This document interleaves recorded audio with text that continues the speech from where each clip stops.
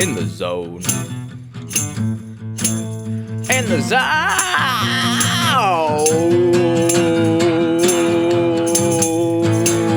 In the zone. In the zone. In the zone. Zone. Zone. Zone. Zone. Zone. Zone. Zone. Zone. Zone. Zone. Zone. Oh.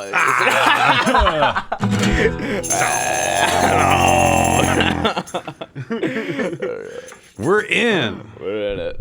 All right. Glenn Radley, gladly. Thank It's you for so coming in. good to be here. Hell yeah.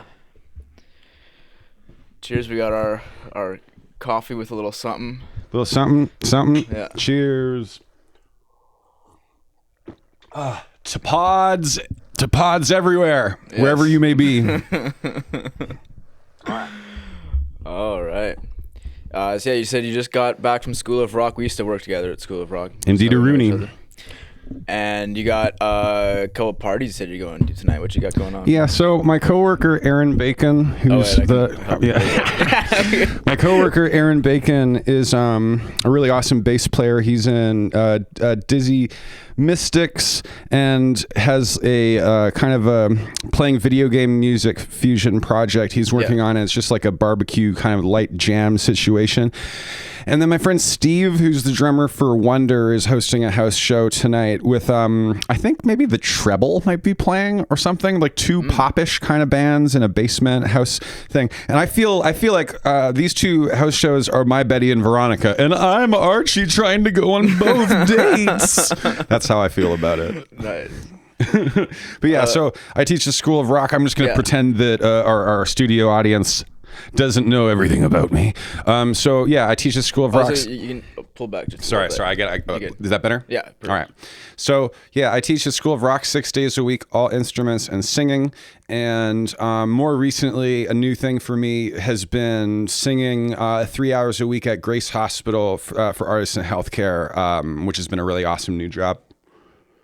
Awesome. Yeah, I've enjoyed it mainly because it's like a contractual obligation to learn covers, because as awesome as my songs are, they're, sad and sick, and people who are in a cafe don't need to hear only my songs, of course. So I've been learning some songs, like, for example, like Harvest Moon by Neil Young I recently learned. Yeah. And the most recent one, which has been a joy, has been Creep. I love singing Creep. Oh, yeah. Yeah, like a solo acoustic kind of version. Nice.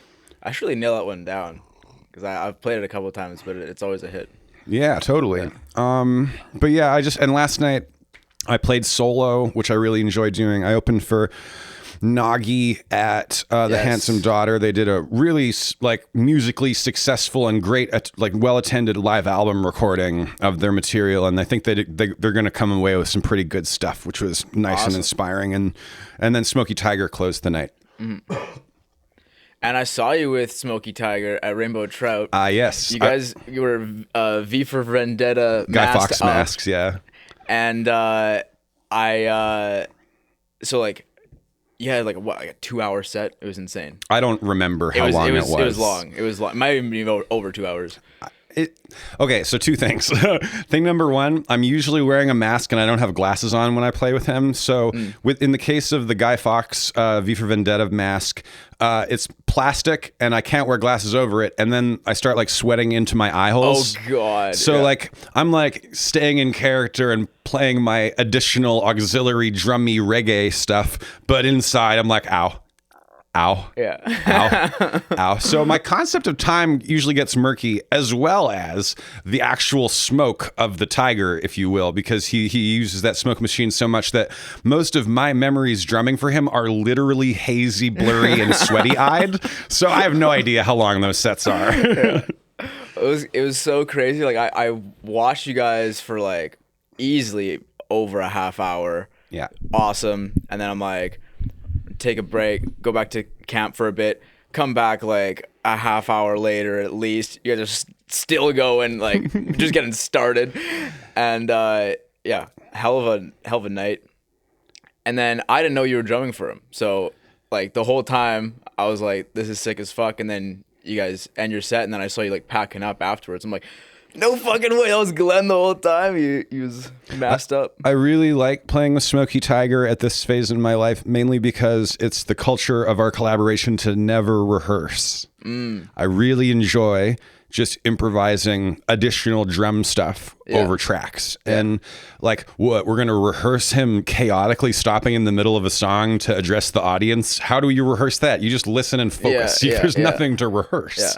That's really cool. And then like when like, for example, my favorite cover of his is easily his like dubstep breakbeat version of Sweet Caroline, which I'll kind of just like approximate it as a singer. So I'm just going to swing the chorus, Sweet Caroline, and then it goes slightly slower, wub, wub, wub. Good times never seem so. Wait, I've heard that remix. Did that like blow up? I mean, I don't. It's his remix. He made it. I think. I'm pretty sure, but I don't think. I mean, if it blew up, wouldn't Smokey Tiger be playing at Coachella with that? I gotta, because Jeff, my brother, showed me that one like 2 years ago before I knew anything about Smokey Tiger. Yeah. I'm not, if it is that version, that's insane. But yeah. So on that tune, I really like it for the opposite reason of the simpler tunes, because there's this drummer named Jojo Mayer. He imitates breakbeat electronica techno drums, but live, and he's very influential on me in that way. Another one would be Mark Juliana, kind of does that. Dan Mayo kind of does that. JD Beck kind of does that. These are all like drummers who are like millennial and younger, who are, or maybe now Gen X and younger, to be honest. Jojo Mayer was like a full-grown adult in the 90s. So anyhow, I just love these drummers who imitate electronic stuff live with real drums. So one thing I love to do is I have this crash cymbal I never use for any other purpose, not because I bought it for this purpose, but just because I hate how it sounds otherwise. It's like a Zildjian vintage series, and it's really, really, really paper thin. It's like good for like vaudeville and well, just vaudeville, actually. That's the only thing it's good for. But it's like that kind of a cymbal. Right. So anyhow, I like putting it on my snare drum and treating the crash cymbal as my snare drum. And that creates a very glitchy, like kind of sound for the snare, which is very digital sounding. Yeah. Sick. And speaking of electronic drums and just that whole electronic production, I think you produce all your stuff, don't you? I play all the instruments and all my stuff and write all the parts. Yeah. Okay. The most producery in a electronic beat producer thing I've done recently was in the second most recent song I put out, which is called What Did You Expect?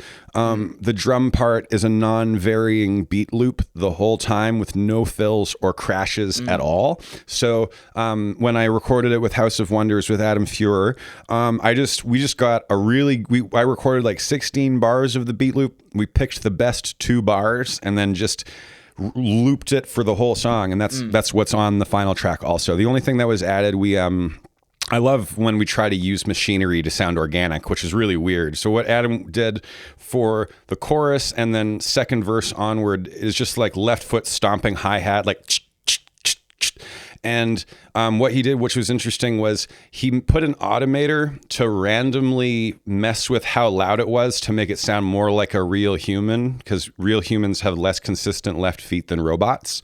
So he automated the volume to kind of just ever so slightly be a little bit louder, a little bit quieter on each stomp of the hi-hat, and then just added that over top of the non-varying beat loop. So that's a tune where like a beat and a commitment to that sameness of a beat in a hip hop or electronic way has influenced the writing of a tune. But mostly when I record a tune, I'll just like physically really play all the parts. And where does that usually start? It depends on, are you talking the recording or the writing process? I guess both. Let's start with writing though. So my first single, Every Time I Wake Up, was written beat first. So I'll casually beatbox so that nobody thinks I'm really trying to beatbox. But I'm like,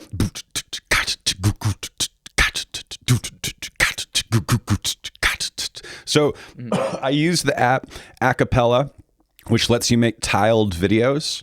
And then starting with just the non-varying beat, I figured out on a keyboard what the bass line would be, and then figured out a secondary like organ part that would kind of all match everything. So I'll just kind of beatbox casual,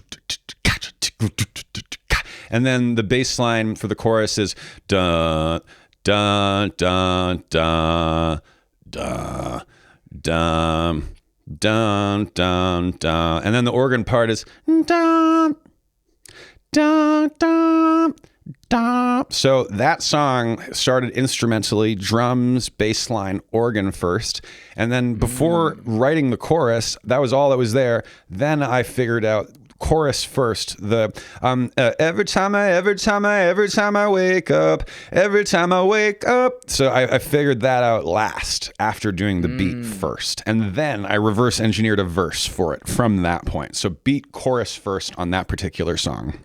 That's awesome. That's not a typical starting point. I'm going to make a controversial statement. Are you ready? Yes. Most bands shouldn't be democracies, and the ones that aren't need a strong person with a vision who actually knows what they want. I agree. Yeah, and I'm not saying there aren't bands that are democracies that make good music, and I would even say that, like, in my past, drumming with Apollo Suns, that band creatively was pretty democratic in the sense that a lot of different people were writing the music, and then we would like rigorously co-write, hang out, jam, and mess with and continue demoing for a whole year together before making the record. So I don't mind having a collaborative workflow, but part of my kind of like a tri-life crisis was realizing I don't want to be in anyone else's band, basically. So that combined with my megalomania to do everything so that I get the result I want is very much inspired by more contemporary people in Canada. Would be like Andy Schaaf. If you read interviews of him, he just talks about how it's like, I could get them to play it, but then I'd have to explain it, and then they'd play it, and then they'd have to ask me back what I needed, and then I could just do it. Then have the people play. Now, I think the counterbalance here, and these are important counterbalances when you're talking about the creative contract, so to speak, between band members. So I think that if you're going to go to the lengths of being a total control freak, the counterbalance to that is then you need to pay the people to play because they're not writing it and they're not going to see the intellectual property after the fact. So I've on many Gladly gigs, I haven't made money because I pay my band before I pay myself, because again, they're not on the recordings, they're not writing the parts, they're not going to make that money. So I pay them so that they're just happy to be in the band, and they're so good. I'm just going to shout out all the members of the band really quick. So my drummer, Wyatt King, keyboardist, Christy Toronto. She also sings, but she's taking a bit of a break from the band for some other kind of just wonderfully beautiful personal reasons, no bad vibes whatsoever. And then I have Bryn Herperger on guitar and vocals, and he was also a previous bandmate in Apollo Suns. My bass player, Ian Russell, who also sings in the band, is also a previous bandmate from a folk rock band I used to tour with called Sebastian Owl. And then, and then Colton McKillop is the most recent addition to the band, and he also was in that folk rock band. So I've kind of like drawn from many different like previous band experiences to fill out the band. But anyhow, I shout them out to say that they do a great job, and like they support the vision. And in order to make it feel right ethically, I pay them because it's not their band. Right. And I think a lot of the best bands are really like that, where you have like one person who's really spearheading the operation. Yeah. I don't know, examples I'm thinking of right now, like Arctic Monkeys. It's basically just Alex Turner's gig, same thing as the Strokes. Sure. And if you are doing more of a collaborative thing, like you need to share a vision, otherwise it will fall apart. That's what happened to the Beatles. And I guess, like, have you been in situations like that where you like working with someone, or like these are great players, these are great writers, but you just don't have the same? So that's a good question. So I think a lot about blind spots. I think a lot about blind spots that exist creatively, or blind spots that exist in a business sense. And every band I've been in has had strengths and blind spots. So I'm not gonna name any particular bands. I'm just gonna kind of like speak in a couple of situations. Like, and to contrast kind of how I'm running my band, I'll use this example. And it's important to note that the point of what I'm saying is if I'm going to have total creative control, then I have to pay the people to play the parts. They're not going to rehearse for free. They're not going to play for free. They're not going to, us against the world, we're really going to make it, gang. No.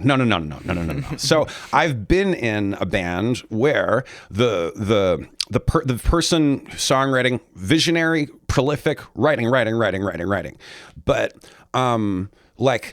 had too much editorial control while not paying us. Right. So it's like the songs are in totality his vision and we're doing his arrangements as faithfully as possible.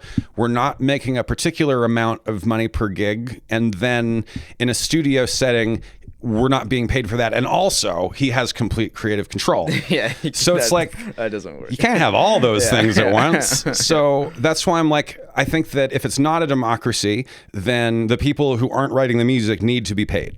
But if it is a democracy, it changes the whole calculation. Because I'm not going to say that rock bands who have said, it's us against the world, we're going to make it, gang, haven't made it. Some of the biggest, most famous bands are like that.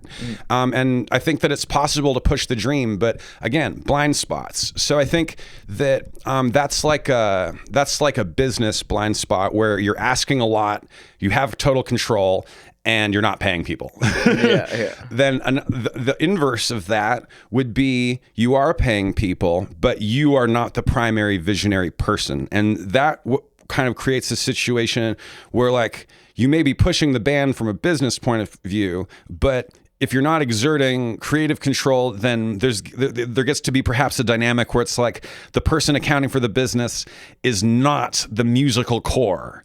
And when that's the situation, it's like then what is the vision? Yeah. Another consideration too, I guess, is like if maybe you have the vision, but you can't actually execute all the instruments. Like you will play literally every instrument, you can nail it down. Most great musicians are not like that. Most of them. Yeah. I could list them maybe two hands, all of them that I can think of. So Stevie Wonder, Dave Grohl, Prince, Andy Schaaf. I'm already struggling after four. Yeah. So I don't think, though, that everybody needs to be a multi-instrumentalist to get the job done.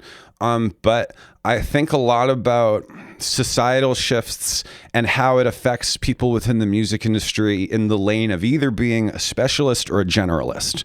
So I think in decades past, when budgets for records existed because the record industry existed still pre-Napster, in that scenario, it was up until like the late 90s, it was the era of the specialist, and because budgets could afford specialists. So that means that Motown had a staff songwriters, staff horn arrangers, staff session musicians to create an industrial flow of putting out like factory like versions of pop songs. And because there's no record industry to speak of in terms of budgets, I think we have pretty much for the last 20 years been in the age of the generalist. I think that especially because if you look at the songwriters who are the top songwriter producers, you have people like Max Martin who can beginning, middle, end produce a whole song, whether or not he's playing physical instruments or not. If you look at his credits, it's like insane. Backstreet Boys. Ridiculous, like it's just like it's everyone. Yeah. And I guess the last kind of fun tidbit I think about the lore of Max Martin is that he is a literal disciple of ABBA. The people from ABBA who are themselves producers in this way. That's actually one ABBA. They're very self-producery.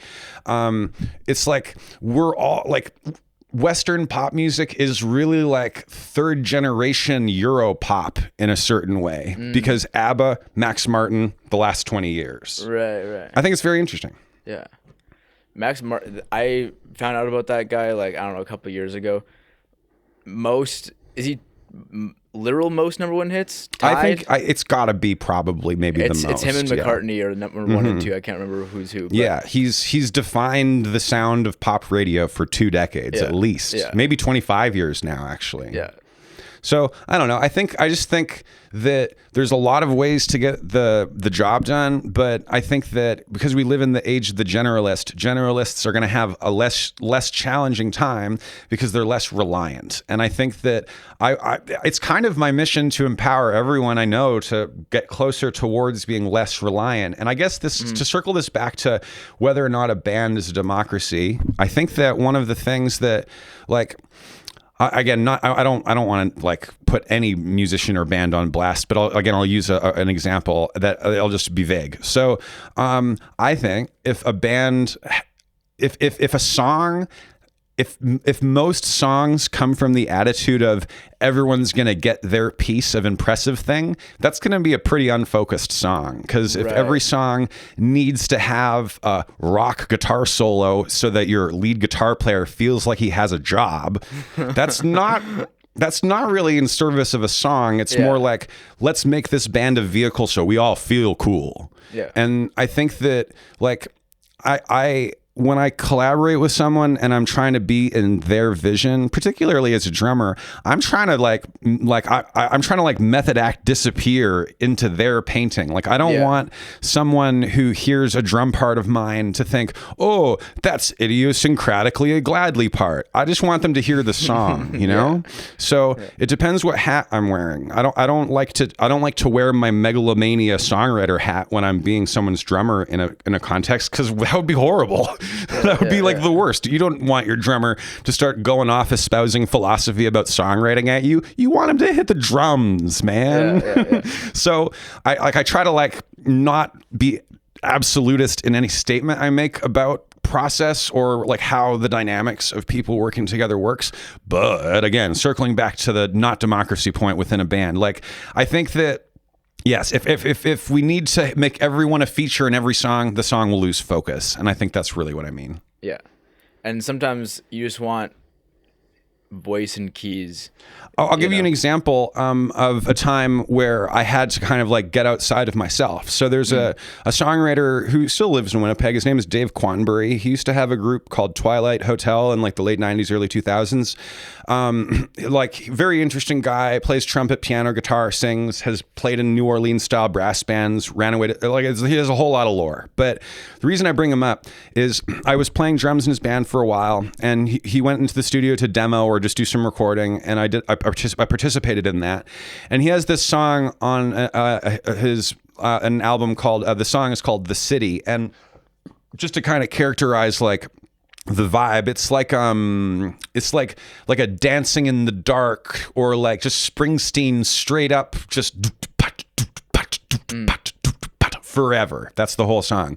And he kept insisting, rightfully, that he's no fills. Not one fill, 3 minutes in, no fills. And then also, not just no fills, give me 4 crashes in the whole song. Just beat and then mark a beginning of a section, nothing else. Yeah. And that was great. It made the song better. Yeah. So I think that when in democratic bands, sometimes blanket statements are stupid, I don't use them, but sometimes I've seen in bands I've been in a dynamic with, or just from afar or whatever. So you say to X band member, hey, I think that the part could be XYZ different. Then the person being critiqued pulls ranks no, I'm your drummer. I know what should be. It's do you though? Yeah. Who? It doesn't matter who's right, but there is a right answer. It's whatever the best answer is, and it doesn't matter who gave the best answer. We're just trying to get to that as fast as we can. Right. And do you think the drummer will often not have the best answer? That's too broad. Oh, I know. Too broad. I guess in okay, I guess going back to, you have one person who's kind of leading the charge, being we want this and that and this and that. That, you think, in general, is going to lead to a better song than... I'll cite a particular podcast interview that just happened. Sure. Rick Beato just interviewed John Fogerty from CCR. It's a great interview. And I learned stuff that validates, enables, and makes me want to be even more megalomaniacal, actually, because I didn't know this about CCR's workflow, but basically, John Fogerty would be in a room alone for months and months and months, figuring out what every instrument should do before bringing it to the band. Does that change how you see CCR, actually? Interesting. Like he like could play and knew like what kick pattern it should be, like total totalitarian creatively in that way. And I didn't know that. I didn't actually know that. Yeah, so it's just like, but when you listen to a CCR song, there's no unintentional notes in the entire song. There's no freewheeling anything. Every instrumental intro part is like a particular hook. It's very deliberate. And then all of the vocal melodies also, like he has a cool vocal style, but it's unembellished. It doesn't have like frilly like pentatonic runs anywhere. It's sparse and extremely deliberate. And I think sparse and extremely deliberate is powerful. I love that kind of writing. Yeah, big time. I think especially for drums, going back to that of having just super basic can make a song. Like I always say that about drummers. Like if I'm at a show, I should look at you 3 times, 2 to 3 times. Like one aha moment. I should maybe not recognize you if I see you after the set. Yeah, I mean, not everyone wears Guy Fawkes masks. Yeah. But yeah, so that it's like, I resent astrology because I'm a total Gemini and I hate being defined. But anyway, I'm going to explain why I said that. So I'm always of 2 minds of everything. Like I both like am a John Fogerty in my head where I'm like, I want a very specific thing. There's no chance. There's nothing left to chance. It's all really particular. Yeah. I am both that. And I'm also the person who, for the second half of my song, every time I wake up, just improvised all of the drums, and the whole second half devolved into a swell, and then coached my bandmates through layering on top of that improvisation. So I really like looseness. And we even left the second verse lyrics until the day we were recording it for that song. So I don't mind like incorporating a little bit of sprinkled chaos into stuff, but it has to be deliberate. I don't think, just how controversial do I want to be? No, I'll couch it properly. So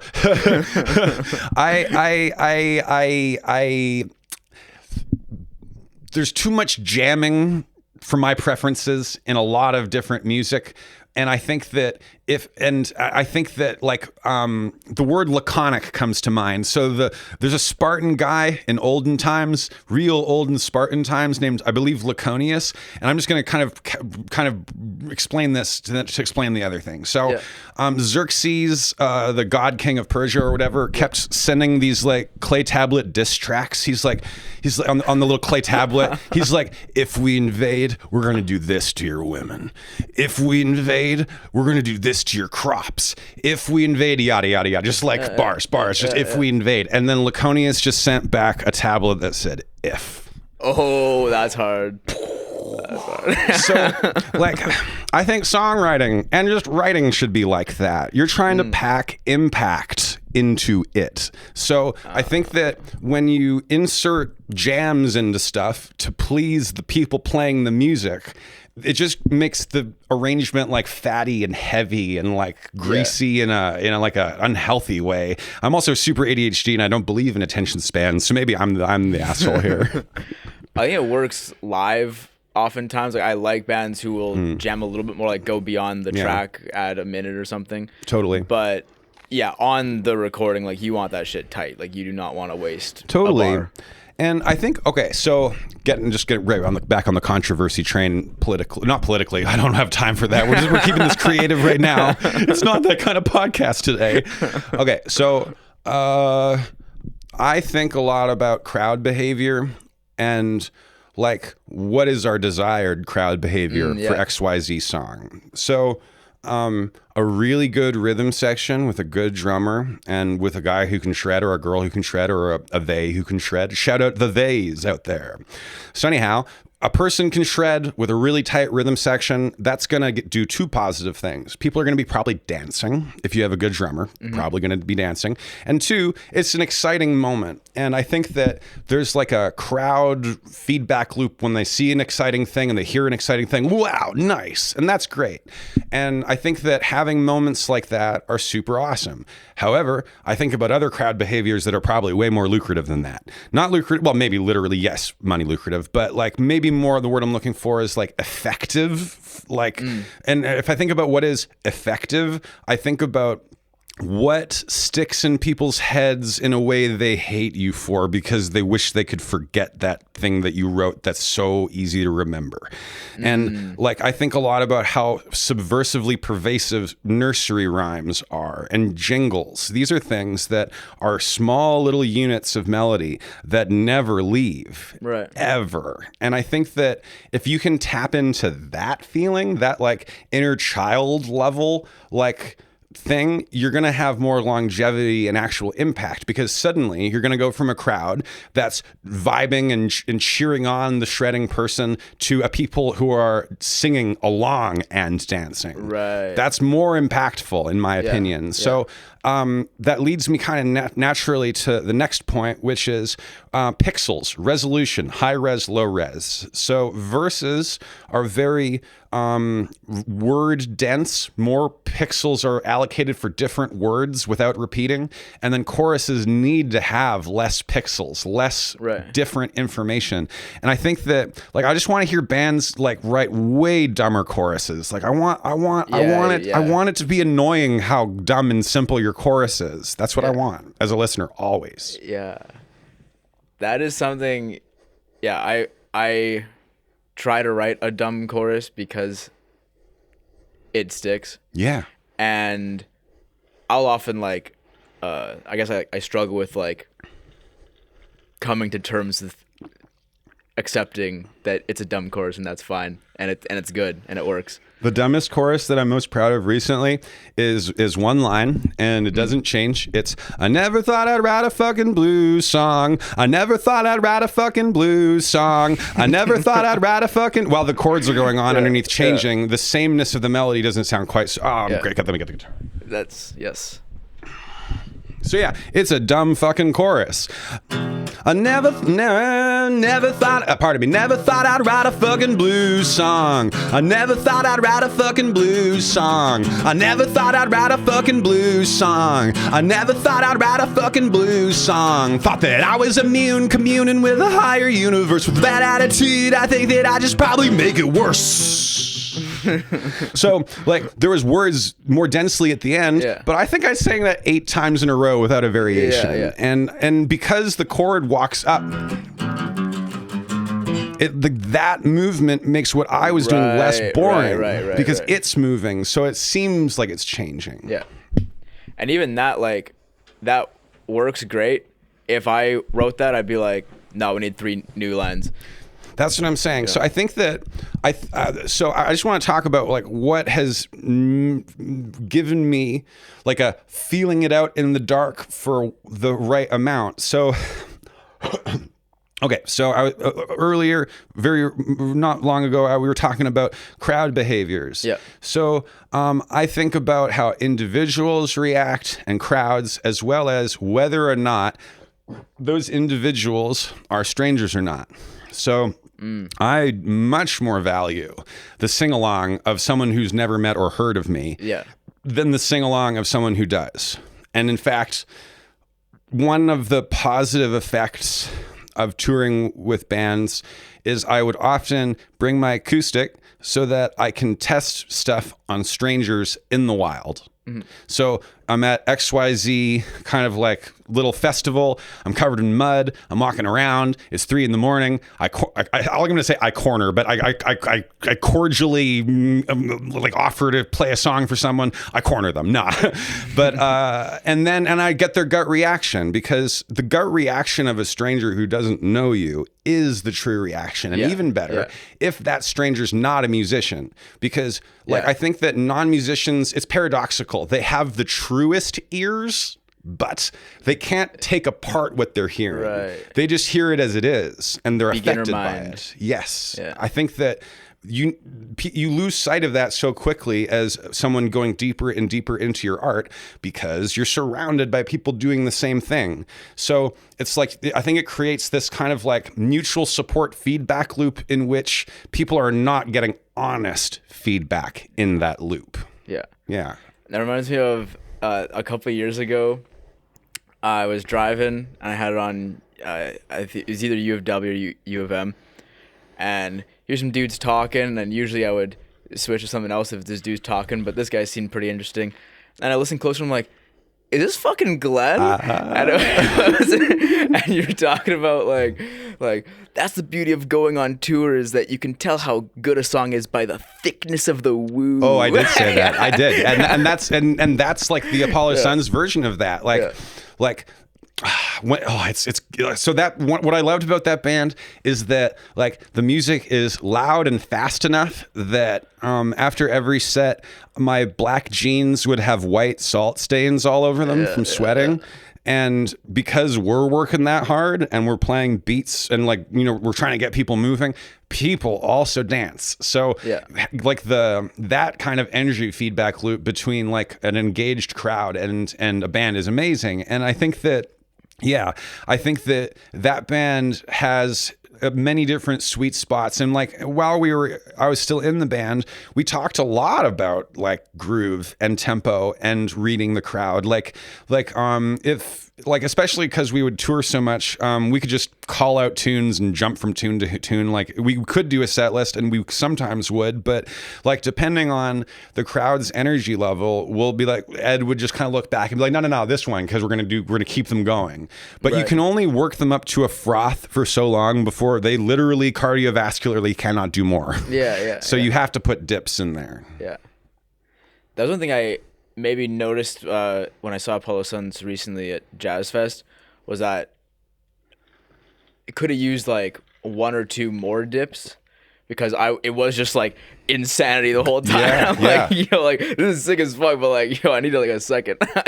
And I think that one kind of thing that I have even more kind of respect for Ed's cardio is that like as a front person now, it's my mission from God. It's my mission to basically push myself to my cardio limit where I'm almost gagging into the mic from cardio overexertion. Yeah. Just like go, jump, be Haley Williams, go faster, jump. And it's exhausting. But like that's kind of what it takes. I think I've been watching a lot of Haley Williams live footage, and she's like this ball of energy, just like jumping, doing weird moves, like moving, just constant. And I'm trying to get into that. My ultimate fantasy is just to be dumb frontman guy, so I can jump up and down a lot. Yeah. And speaking of touring, I had Andy on. Yes. And I brought you up, and then he was like, oh, Glenn Radley is like, I like met him for the first time going on tour with Hearing Trees. How many tours have you done at this point? I've toured with 6 bands. Okay, sick. And I've been to 35 states and 10 provinces, and the 6 bands were, first one, folk rock, Sebastian Al. Second one, Apollo Suns, instrumental psychedelic jazz rock. Hearing Trees, which is like indie rock. And I also did run out to Vancouver Island with a guy from Saskatchewan's trio. Shout out Brody Moniker. And then a little kind of light touring with a guy named Mr. K, Kevin Cratch, Kevin Roy, shout out also. And then was there one other one? How was it? Apollo?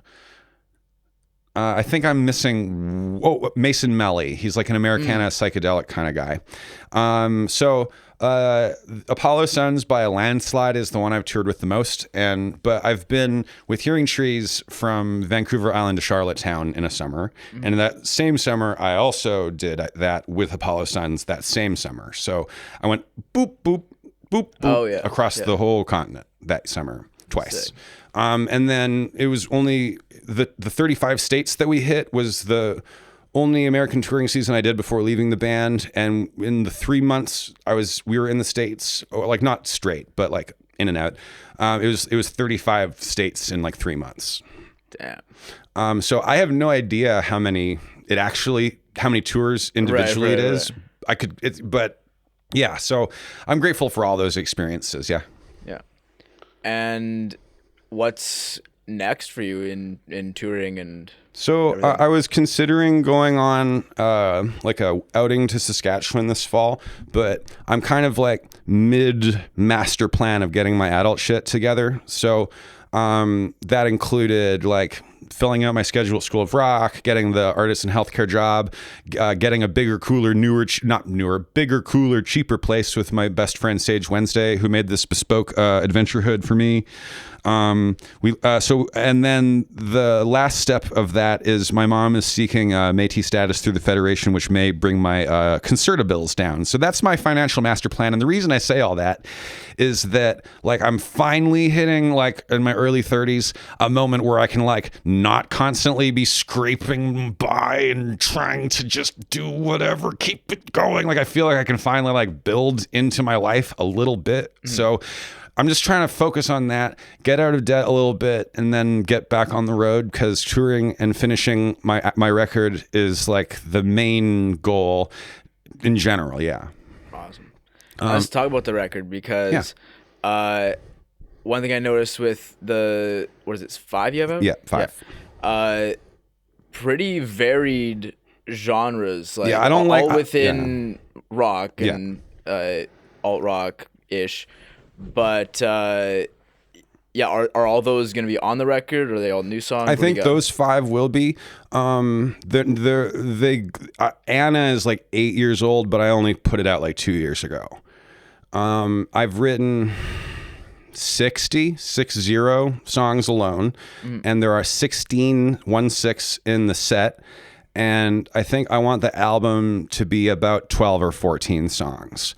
Good. And I've fully demoed all of those 16 myself. So when someone joins the band, they get access to a SoundCloud playlist of 16 either fully produced or fully demoed out complete tracks. So the pre-production for the whole album has been done for a very long time. And basically all that needs to be done is I have one track that's about to come out called White Knuckles Under Blue and Black. It's a doomer kind of anthem. It's very like, we're all gonna die, everything's fucked kind of song, but like in a chill and off-putting way, you know, like when you're like off-put but like in a chill way. It's like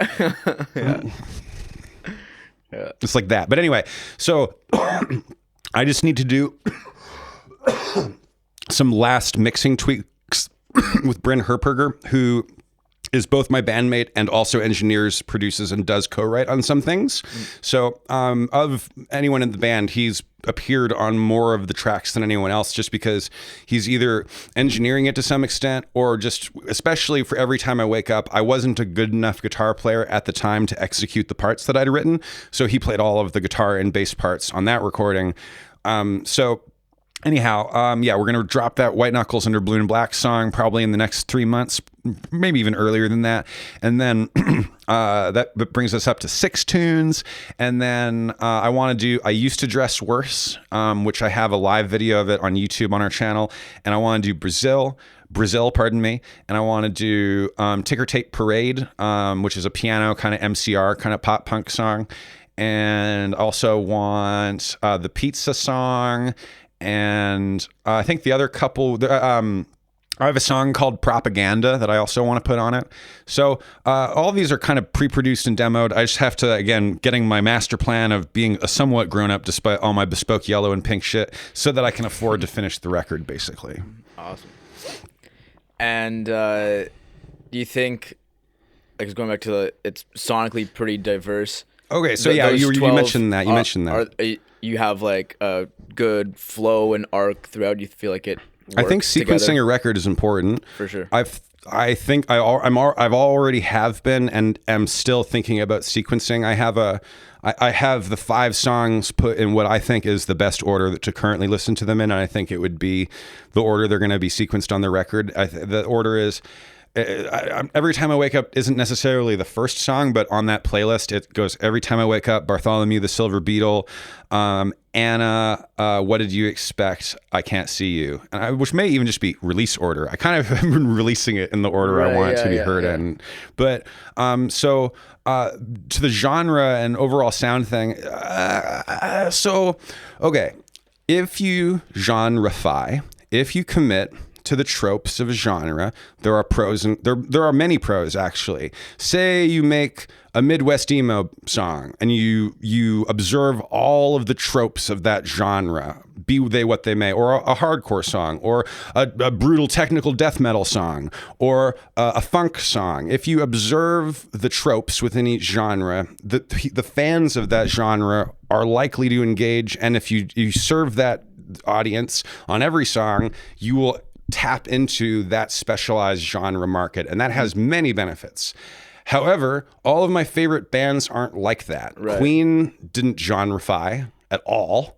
Every song by Queen, most of them are wildly different. They have like B-sides I kind of hate that are kind of proggy, but they're like way different than their hits. So I think the Beatles also didn't strongly genreify, but I may like eat my hat or my words or both in the future. Once if I feel like I've settled into a lane, I feel like maybe I'll feel different about it. And in terms of what that lane is, I feel like I have kind of a sense of what I want it to be. Like, I feel like What Did You Expect, the song, is like if Devo wrote My Sharona and it wasn't about liking underage women. It's like that, you know? It's got like an octave kind of riff, and it's got like kind of like a weird talky kind of like character to it. That coupled with my grungier stuff and my more like abrasive stuff, I feel like I'm getting more abrasive, more screaming, more distorted over time. Interesting. Because that was one that I feel like stood out as like unique from the others, where this is this is definitely very different, new lane. So you feel like you're going more in that direction. Yeah, and like I think about like, I feel constipated creatively, not literally. I took a poo today, but I feel like the experience that I related about like testing songs on people, I started getting reliable results when I would test songs on strangers. And that is the data I needed. I could get a stranger to hum along on chorus 2 of several songs of mine. Do You Know Me at All is a ballad of mine. That one, it gets a pretty powerful reaction pretty much to no matter who I sing it to, it does get a reaction that I want. So when I started feeling that response back, I feel as though like, where was I going with this? We're talking about genre. Moving further into the grungy. Right. Okay. Sorry. I'm trying to I feel like I lost my train of thought. So, talking about that. Okay. So, I connect. I grew up listening to Nirvana and Foo Fighters, and I feel like that half, as well as like the more commercial type of pop punk, like the more commercial Green Day and My Chemical Romance's biggest hits. These are like two of the things that are like most nostalgically just like in my lobes. They will never go away kind of thing. Yeah. So I feel like kind of going in that direction. Awesome. I would say this, you've been the most just on one guest we've had in here. This is amazing. You're like I feel like I can't keep up. You'll have a break, and I'm like, oh, where do we go? Like I love it. Yeah, it's been a very.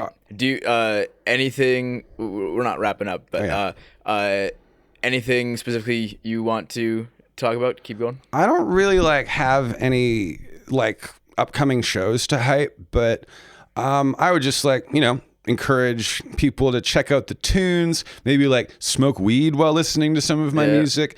The song Every Time I Wake Up has the punchline of I get high, as the response to all the Every Time I Wake Ups.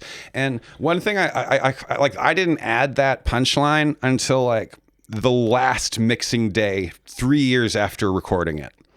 So like we had mixed it, it had all the parts, and I was just like, there's something missing in the gap. Like, there's got to be a response. It feels like a call and response, and there's nothing there. So like that element, that last sprinkle was like right at the end. Wait, of the I Get High? Yeah.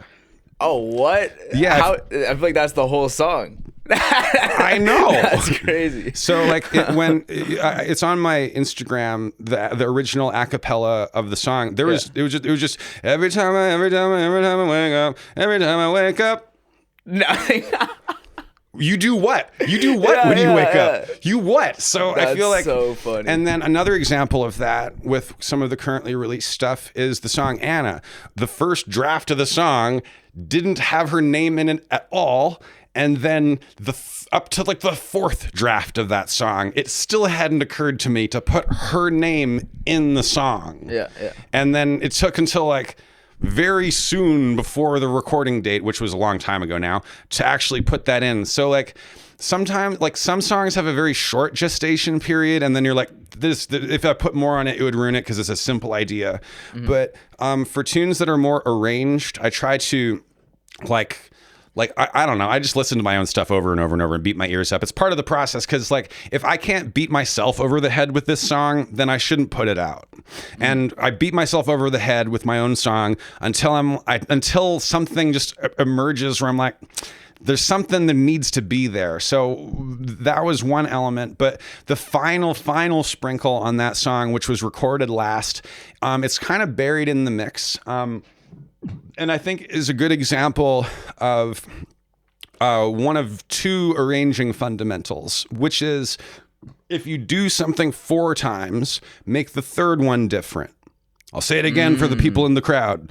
If you do something 4 times, make the third one different. Same, different, same. And then the other one is if you do an alternating thing, like in pairs, make the second and fourth one different. That's when you do the special thing. If you, the great jazz guitarist Pat Metheny talks about Happy Birthday as being a perfect melody. And if you listen to, I'm going to sing Happy Birthday to no one in particular, gang. Okay. The first 2 phrases are like same with an upward inflection. Yeah. Happy birthday to you. Happy birthday to you. So it's same with a little bit different. And then the third line, the third of the 4 lines is where all the action happens. Happy birthday, dear whoever. Fourth line closes the door. Happy birthday to you. Yeah. So that's a perfect melody. So on Anna, in the outro, we do a big harmonized, we all sing her name 4 times in a row. And I remember I showed the tune years ago to Elise Roller from Misfit Management, and she thought the tune was cool, but she was like, why do you do it 4 times at the end? Like, I don't really understand why it's 4 at the end. And then 2 years later, I had the epiphany. I was like, oh, we need to put something on the third one. So right. I'll just kind of gently sing the Anna part. So Anna, simple enough. So the other lines are a little more colorful, but on the third one, I'm going to go a little off mic because this is going to be kind of loud. But so I've been working on my like 70s heavy metal high Robert Plant type singing. Yeah. So the note is a really high E. And earlier in the song, the lyrics are, I'll shout your name from up on high when I find you someday. And then in this part, that becomes the extra thing behind all of the Annas. So right. I'm going to sing casually the Anna part, and then I'm going to go further from the mic and I'll do this extra special sprinkle. So, and I'll shout your name. So like on the third one, way in the background, you can barely hear it. It's just a little sprinkle to push you over the edge just a little more to make the third of the 4 special. Yeah. And I think about that all the time. I remember when we were recording that track, the producer for that was Rusty Robot, whose, his pedigree includes The Waking Eyes, touring for opening for Billy Talent, had a band called Imaginary Cities, toured opening for the Pixies, and is now a part of the Op-Ed band with Tarek and a couple other guys. They've been lots of protest stuff. So anyhow, when we were producing it, he communicated another one of these fundamentals of arranging to me, which is like, don't introduce a new idea until you've done the first layer at least 2 times, because people can't process a new layer until they've settled into the first thing. So in that tune, in that song, and before the section I was talking about, which I would call like the bridge, maybe it's not a traditional song form where it's verse, chorus, but when it gets to the bridge, my original thought was I'll just kind of casually sing the main line, which is, I'll shout your name from up on high when I find you someday. And my mindset was like, okay, so as a response to that, we'll get like the gang to really loudly belt, but I was like, we should come in here, and Rusty was like, no. People can't process a new idea fast, so make it go 2 around before bringing in the counter line. So it'd be like, I'll shout your name from up on high when I find you someday. My eyes wide shut, I won't ask why. When it comes in later. So it's just like when you bring in new layers is super important, and that combined with make the third of 4 different, or make 2 and 4 of the 4 different. That is like great fundamentals for arranging and writing, I find. And holding off on it too, also just, it's like you're not blowing it all at once. Yes. Like it's like ruining the punchline of a joke. Yeah. You know? Yeah.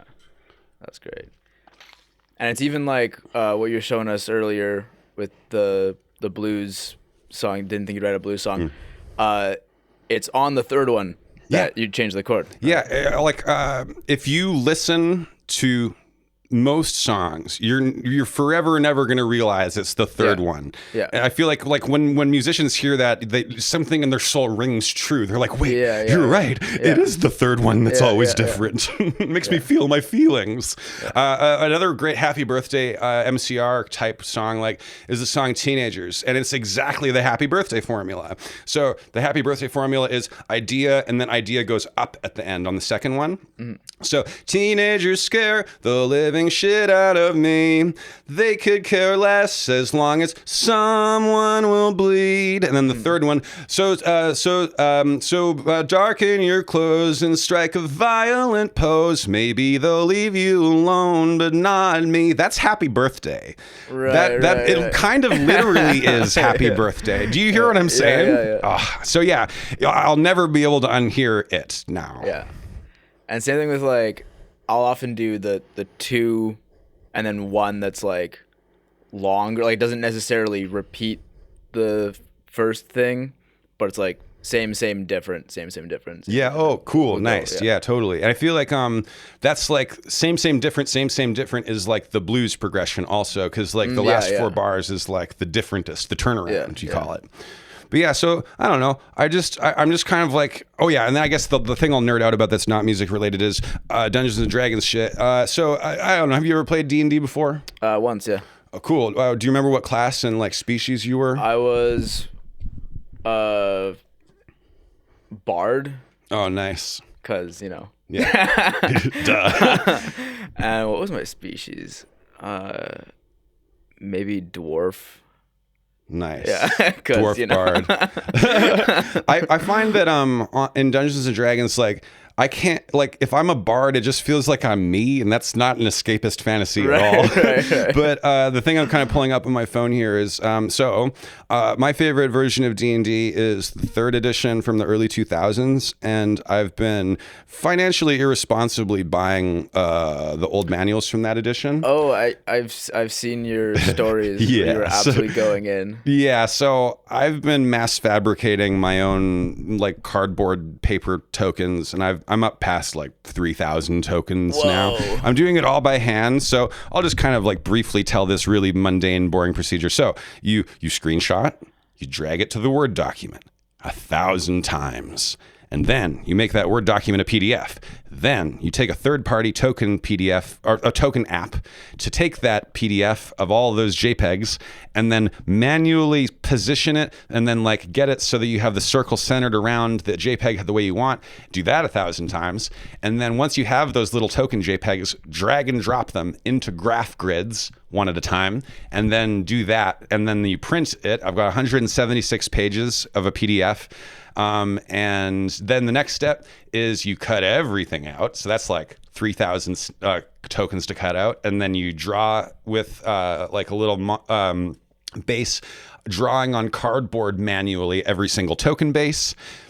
And then you cut all that out, and then you glue everything together. It's a very, very laborious process. But the goal, the payoff, is I'll be able to simulate the whole multiverse without missing a beat. Let's go. Yeah. So that's just, just simulating the multiverse. It's just like, that's what I do to unwind, Yeah. Who do you play with? So I have, we've had session 0 to get our characters made. It's Erica Einerson, the percussionist, and my friend Zune, and my friend Sage's friend DJ. And who's the fourth person? Oh, come on, brain. Oh, Devin, who's a guitarist and vocalist in the Benefits. Oh, sick. Yeah, so that's the gang. I kind of we did session 0 and got their characters made, but Erica couldn't make it because she was busy. But we met up at Rainbow Trout, and I had my iPad and my dice and the character sheets. And in the Safer Spaces tent at Rainbow Trout, we made her character.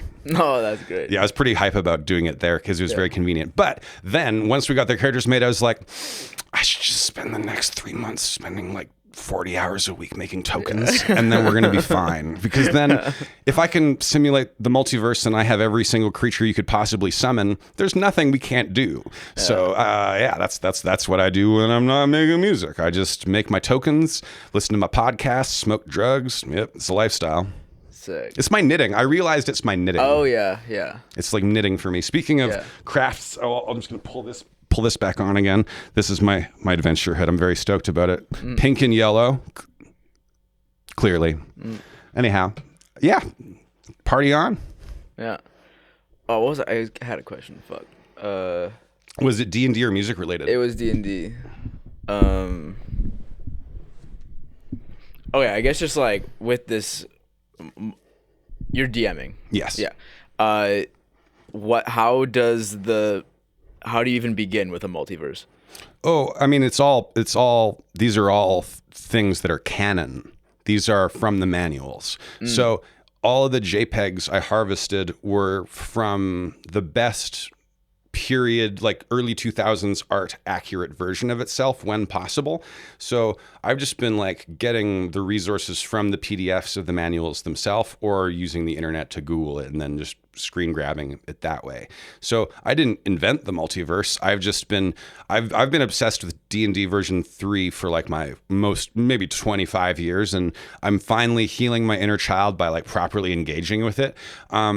The way my kind of journey towards that is even more niche and even more nerdy, and I don't give a damn. We're just going to talk about my shit, my nerdy niche shit. So D&D version 3 or 3.5 have 2 video games that are in that edition. Both of them are called Neverwinter Nights and also Neverwinter Nights 2. It's do you know what Gary's Mod is?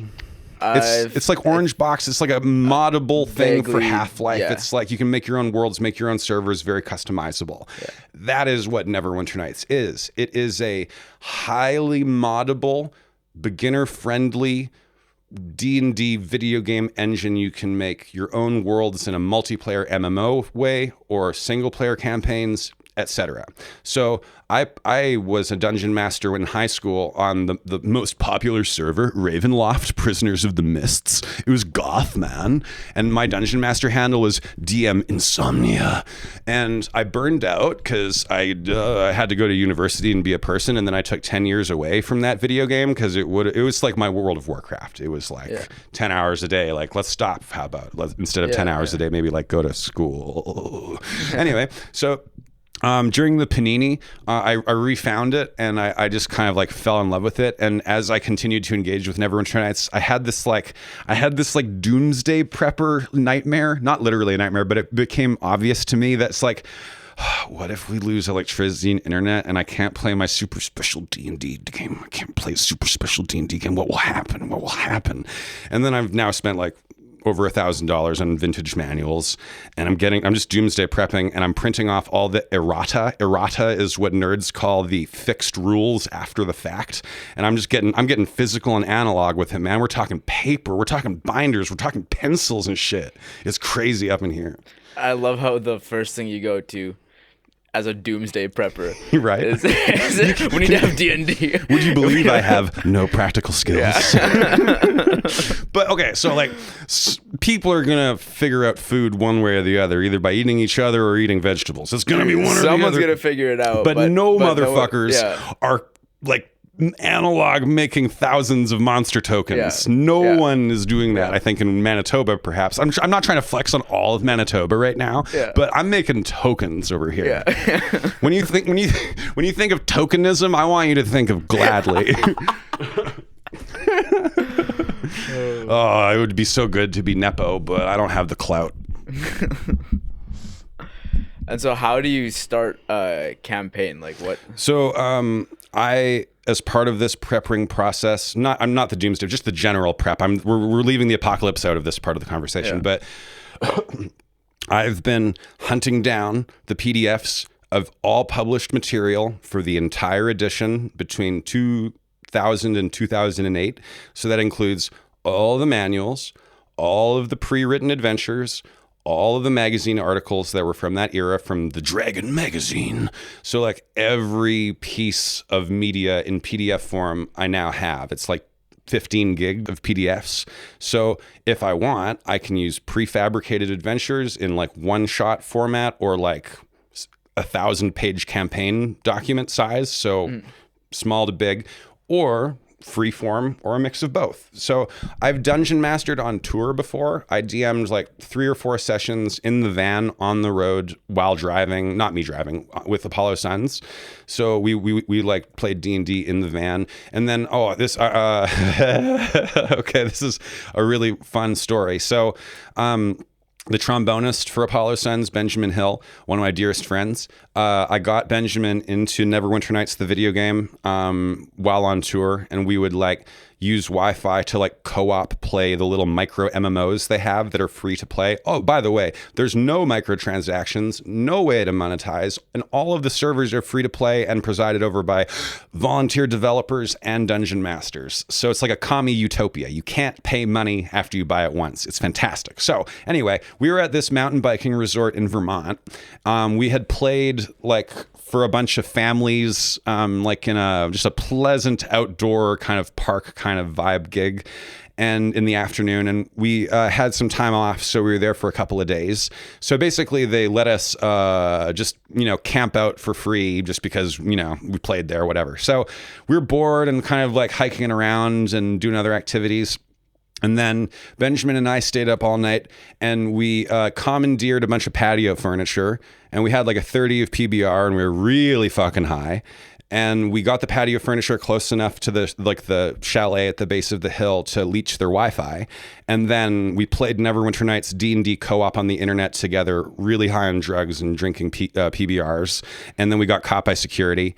And then I had to, in D&D parlance, I had to roll a charisma check. I had to get us out of this scenario. So like when we see like the corporate security's SUV kind of roll up, and we see I kind of see the lights behind me illuminating. I was like, oh no. And then so like I kind of like slowly stand, and I just speak really clearly and just say like, I'm gonna put all this stuff back, and I'm not going to do anything loud or obnoxious, and we're going to put away these cans, and we're just going to put everything back, and then we're going to leave. And they were like, okay. Anyway, so we got busted high on drugs, playing Neverwinter Nights with stolen patio furniture, drinking PBRs, playing D&D on the internet while on tour at 3 a.m. I also have a video from that night. I kind of feel bad about this. It's not like a secret, so there's no headline here. But later that morning, because we stayed up all night, Benjamin was doing dive bomb after dive bomb on a skateboard down like the road of this kind of like mountainous. It wasn't like crazy steep, but it was a big long dive bomb. And I was like filming them, and it was a pretty good run. And then they like totally ate shit and like fell on the ground and kind of hit their head. And I wish I hadn't done this, but instead of like immediately getting up, I just gently panned to a beautiful sunrise. Just the slowest The Office documentary pan to a glorious sunrise. And Benjamin's fine. Benjamin's alive. Benjamin doesn't have brain damage to a great extent. I feel kind of bad about it, but it was also hilarious. We all watched the video and laughed our asses off. That's so perfect. That's great. Yeah, so that's like that. So anyway, all that to say, D&D and the video game version of it, which is a highly moddable communist utopia of a game that I'm on 18 different discords for, is my absolute obsession when I'm not gladlying or teaching people to also music. Yes. Do you have any kind of non-music-y hobbies? What do I got? Reading, I guess. What do you like? What kind of are you reading lately? I'm reading Lord of the Rings right now. First time? Yeah. I've never fully read it, but I've seen all the movies, and I watch like YouTube lore deep dives about Lord of the Rings, and I love the universe it's in. My ADHD when I was younger just couldn't handle the density of the prose. Yeah. I'm good now. If I tried reading it like, I don't know, 10 years ago, I would have been cooked. But it also starts on like I think it's called the prologue. Yeah. Which is like just like 15 pages of lore. Yeah. Like it doesn't even it's encyclopedic. Yeah.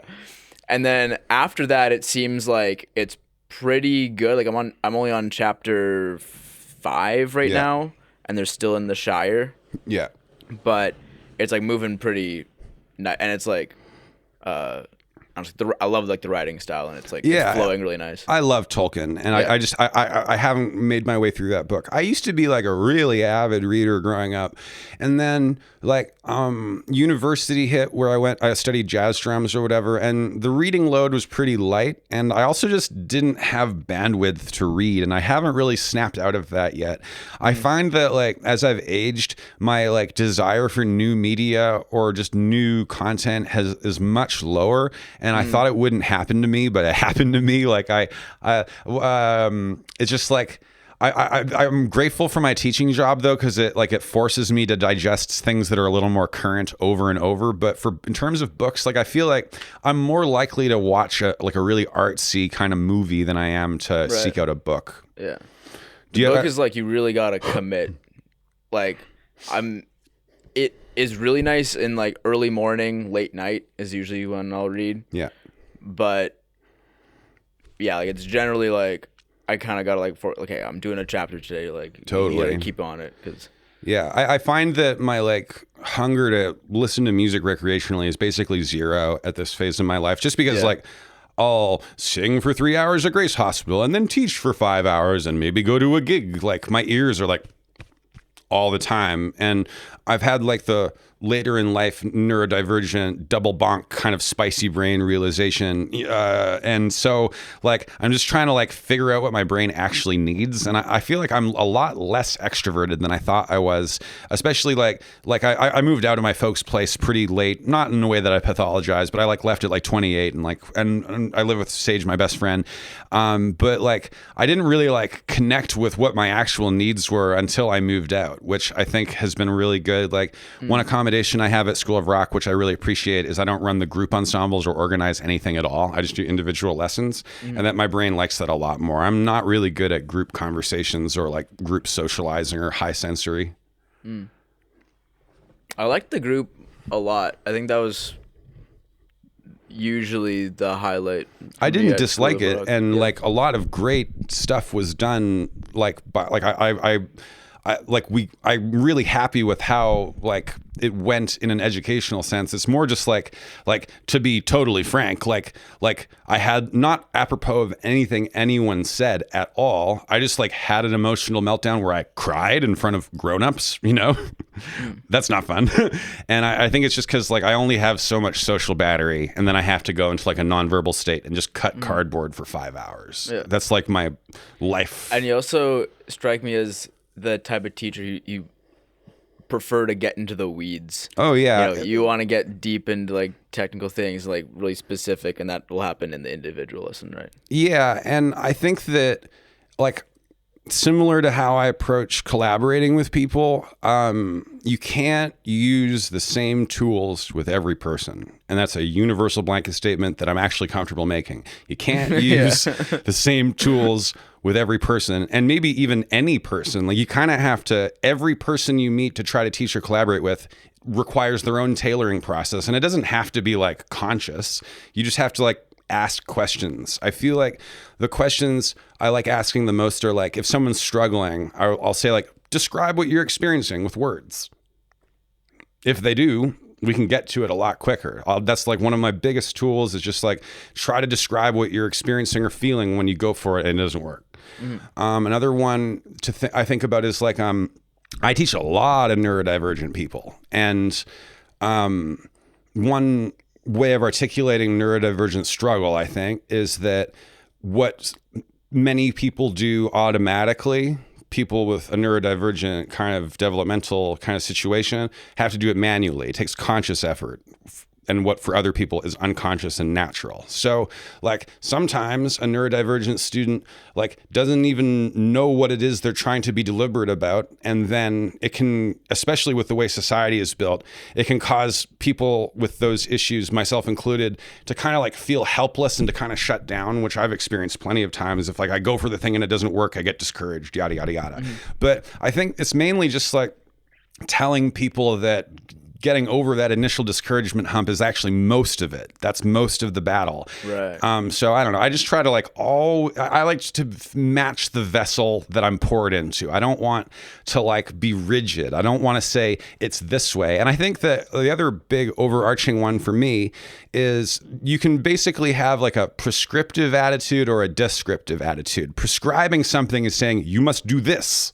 And classical pedagogy and the way that classical lessons are taught, which is historically how most lessons have been taught because it's the oldest. So when people teach from that tradition, often they'll have a very prescriptive attitude of it's like, no, there is right and there is wrong, and you're either one or the other. It's very yes, no, zero sum. You did it or you didn't do it. But like, I think it's more useful to be descriptive instead of prescriptive. Descriptive means these are options and these are different schools of thought. There are more than one school of thought, and they are not mutually exclusive, and they don't cancel each other out. They're not separate. They're just different contexts. And yeah, to provide that for a student, I like doing that too, where you're like, even just like holding a pick. I just noticed because you're holding a pick right now. Yeah. Like there's like different people like different like choking up points, you know. I also think about like finger length affects how much this knuckle pokes. Yeah. So like, I find that this part of my finger knuckle kind of hits the string, and I feel like some people's finger... Oh yeah, I like that. I like hitting the string with and I don't know. I feel like the thing I've been most stoked lately is I'm finally starting to get pinch harmonics to kind of happen a little more consciously. Yeah. Pretty fun. Yeah. But I'll be like, you know, there's different ways you can do it if they're clearly going like something that's like, okay, you don't want to do this. No, so, yeah. But I'll be like, yeah, like, you know, I like to go really close to the tip, but like, you know, different people like this. I like to have it like rolled in where it's like there's no space there.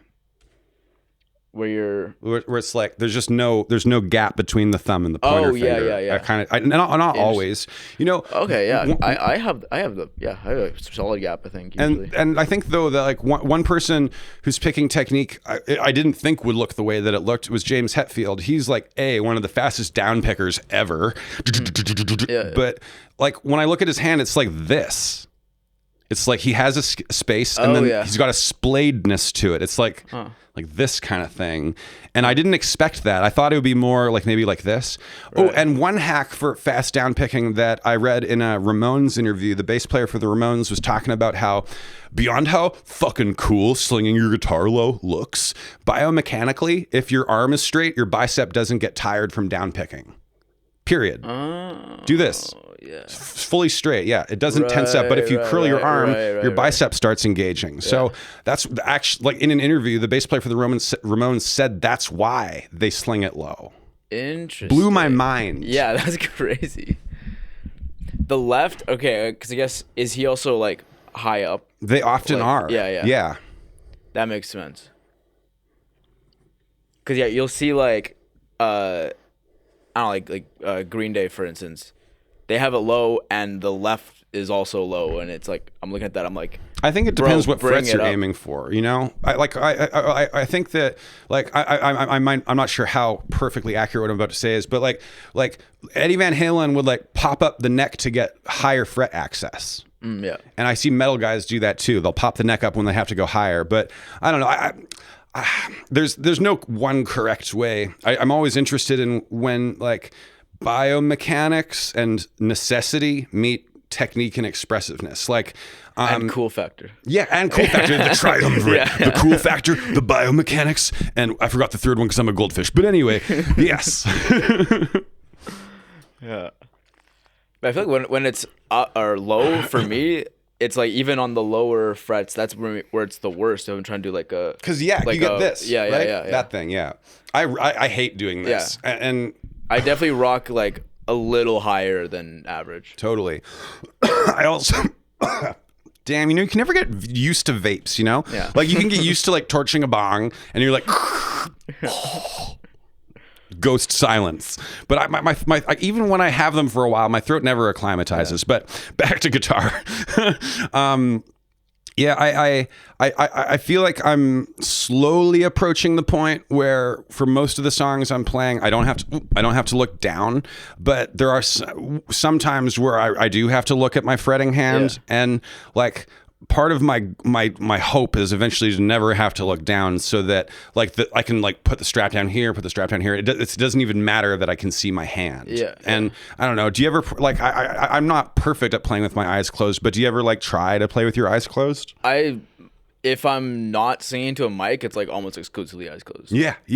And I took a leaf out of Mitch Hedberg's book in the sense that part of my rationale for wearing shades on stage is that my eyes are closed 100% of the time and no one can tell. Yeah. I love that because I don't know, like my brain focuses better with eyes closed. Yeah. I like the shades for that reason too. Like I don't usually hit them though. Because I'd like to... Actually, I guess it's more so on stage, it's so that no one can see where I'm looking. Yeah. It's like eyes are usually open because I'm singing to the mic and I'm also like gauging the crowd and everything. But like no one can see like, oh, who am I looking at? Yeah, I like that too. I also like... Because like everyone like... checks out people when that person doesn't know you're looking at them, but not in a creepy way. Well, not in a creepy way. I just like having one step ahead of that person who's looking at me, who thinks that I don't see them looking at me. Yeah. I don't know. It's weird. It's the control. I fucking love the control. I don't know if I really mean that, but maybe I do. I do. I really mean that. But I generally don't hit the shades though, because I also like making the actual eye contact. It's nice, you know. Yeah, but I also like. I feel like my stage persona is like 20% more nihilistic than I really am. So like lack of vulnerability feels on brand for that person. Yeah. Do you feel like your stage, like the way I'll kind of couch this question is like when I get off stage, no matter what it is I've been doing on stage, the moment I'm off, my superpowers are gone. Where's my charisma? I was so invincible. I was there. I bet I could have gotten anyone's number, but now, I gotta go to the bathroom. Bye. Like that's how I feel. So I guess like, if you relate to that, what is your stage persona? Like, what does it elevate from? Definitely like on stage, I'm the shit. Yeah. Like 100%. Like I'm untouchable.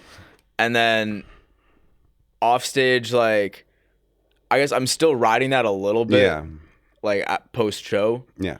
But yeah, I'm definitely like just like way more confident on stage because like it's almost like I give myself permission to be the shit. Yeah. I think that's like I whenever I teach, like sometimes I teach people who are like already like in their middle age and they've never really done any music, and like it really helps a lot of people who are kind of like later adopters or engagers with learning music or performing, it's like you don't like one thing to work on not feeling anxious is like just it's not you, like just find an elevated extra version of you that doesn't really exist in real life, and then it's that person. Wayne Brady, the improviser from Whose Line, who's also an incredible musician and singer, like is the most. I saw him he interviewed on podcasts recently, and I was really struck by how shy and quiet of a person he really is. He's like painfully shy and timid as an actual he's very like articulate and very polite, and like it's not and he plainly says like he separates himself from that other guy. Right. The other guy, the anecdote, the badass anecdote he tells is that early in his life, like he would just, that other guy is capable of doing all these physical feats that I am not. Like he got like prompted to do a backflip and he had never done a backflip before. And he just did a backflip first attempt off a stage. And it's just like, he doesn't feel like it was him at all doing that, because in his real life, he's not that guy. That's crazy. So yeah, I think that it's like a lot of people would be super surprised at the delta or differential between like the persona and the actual person. Yeah. And I'm not fucking reinventing the wheel saying that. That's a very common thing. Like a lot of comedians are depressed and really mean. Yeah. And then reminds me of like, or bringing it back to like the eye contact thing is like, I like making eye contact with people on stage. Yeah. And I'm like, I'll basically like for the whole song, it's basically like I'm looking at different people. But if I'm not on stage, I'm just playing for friends. I basically don't look at it. It's like way too intimate all of a sudden. Totally. It's like totally. And I'm not doing a thing, you know. I'm just like, yeah. Absolutely is what I meant to say. I didn't mean to say absolutely. I didn't mean to say abso-fucking-lutely. It was absolutely, and I stumbled, gang. Yeah. All right, well, hey, I think we can end it there. We've been going for, this is definitely the longest we've ever done, which means it was a good one. Hell yeah. But I'm just a good actor, and this was really painful and boring for me. No, it was great. It was great. Yeah, Glenn Radley, gladly. Thank you so much for coming. Oh, actually, do you want to play us a song? Yeah, sure. Hell yeah. So, I'm just gonna play all of I Never Thought I'd Write a Fucking Blues Song. It's only a minute and a half. I really like really, really short songs, and this song would maybe be 2 minutes, but it would need guitar solos, which sometimes we do. But anyhow, here's the short version. We'll probably pull this back, but keep going. So anyway, I had the blues today. The pain of a familiar face, you drove too far, and I'm gonna restart it, pardon me. So anyway, I had the blues today. The pain of a familiar face in a bar, you drove too far in a car to get to. So I tell my friend at the end of the bar to hand me a paper and pen. Jotted down this plain refrain that I pried out of my blotto brain. To explain, I never thought I'd write a fucking blues song. I never thought I'd write a fucking blues song. I never thought I'd write a fucking blues song. I never thought I'd write a fucking blues song. Thought that I was immune, communing with a higher universe. With a bad attitude, I think that I just probably make it worse. Continuing the trend of the rending and rhyming, elapsing with the collapse of my better character. I started a band, man, and repeated this plain refrain that I pried out of my blotto brain. To explain, I never thought I'd write a fucking blues song. I never thought I'd write a fucking blues song. I never thought I'd write a fucking blues song. I never thought I'd write a fucking blues song. Thought that I was immune, communing with a higher universe. With a bad attitude, I think that I just probably make it worse. Yes. That's a fun one. Bye. Bye-bye.